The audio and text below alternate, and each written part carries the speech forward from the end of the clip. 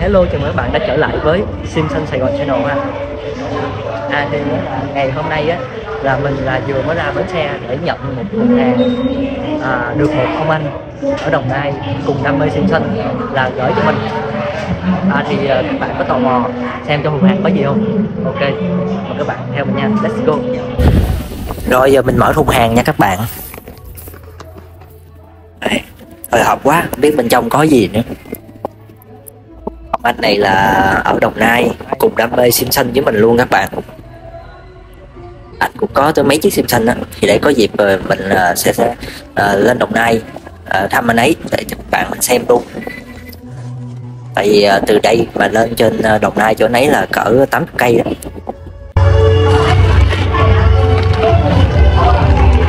Đó là một bộ bình cốp xanh lá mạ nha các bạn. Bộ này thì là mới luôn á. Đó thì đó là mình với lại anh trên Đồng Nai là thực hiện trao đổi đó. Thì anh ấy gửi mình bộ bình cốp này, bình cốp mới luôn. Mình sẽ gửi lại anh ấy cái bộ bình cốp cũ của mình. Đây, xanh lá mạ nè. Ok.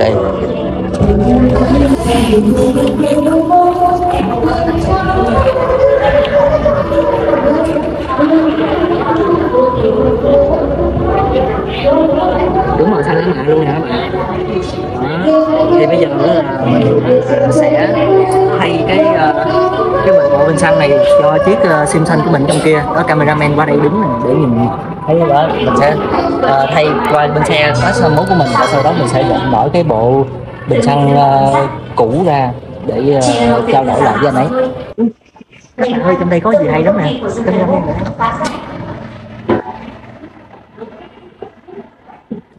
Anh ấy tặng cho mình thêm bộ tem nữa bạn. Tem sim xanh nè, để mình xem. Ok, bộ tem sim xanh S51 luôn. Rất là ok luôn nha. Ok, rồi thôi, không mất thời gian nữa. Giờ mình sẽ được trao đổi bình xăng. Người hát đều tranh lòng lắm thôi. Ngay đôi này không.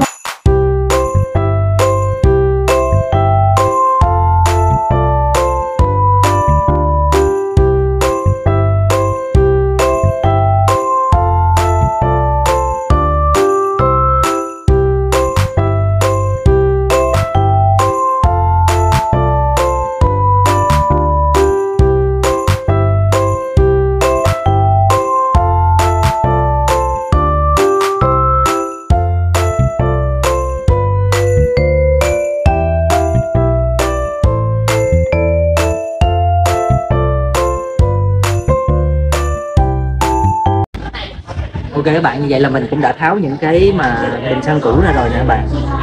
Đây. Thì bây giờ là mình sẽ lắp đặt bộ bình cốp mới trên xe sim xanh của mình. Thì nãy giờ mình cũng là vệ sinh rửa sạch sẽ, em nói rồi các bạn xem này. Đó, sạch sẽ hết rồi. Thì trước khi lắp vô mình cũng nên vệ sinh cho sạch các bạn, cả năm cả tháng mới có dịp mở ra như thế này. Ok, thì bây giờ mình sẽ lắp vào cho các bạn mình xem nha. Bây giờ mình sẽ lắp bình xăng lớn trước.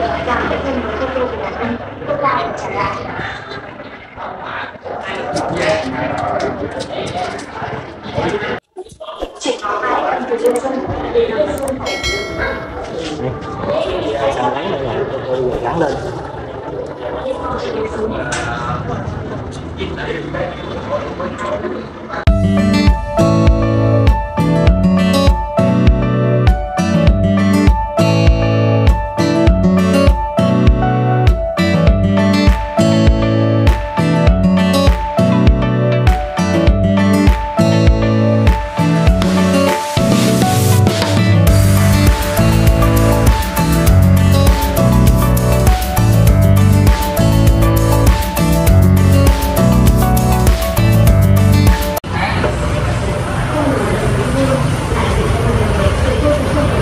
Tại sao xăng nó lại màu đỏ nha? Giờ mình sẽ đổ xăng vô nè các bạn. Xăng này là đã pha nhớt sẵn rồi.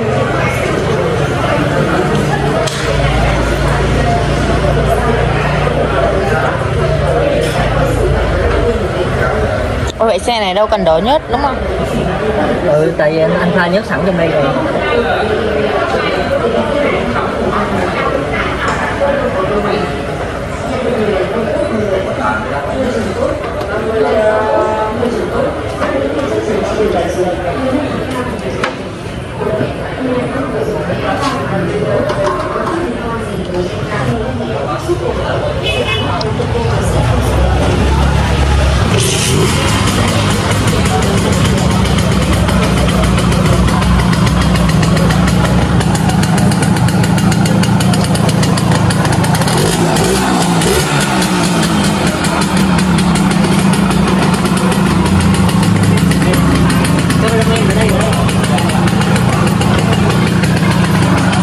Đó, cái khóa xăng là hoạt động nha các bạn. Gọi Đây.